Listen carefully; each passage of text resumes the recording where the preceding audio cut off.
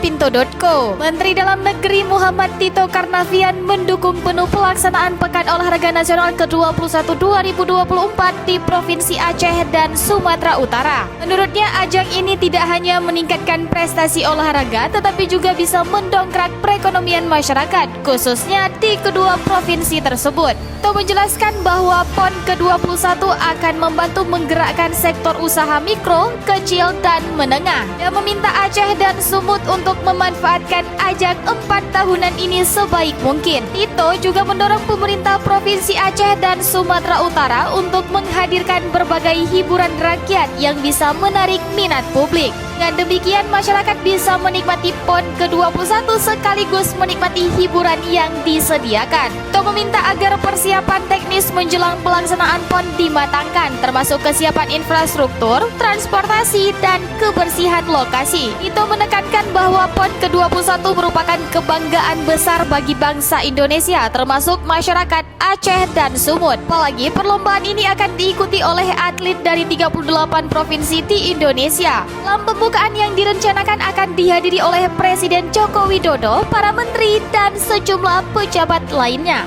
Mau tahu berita terupdate tentang Aceh? Baca berita selengkapnya di Pinto.co.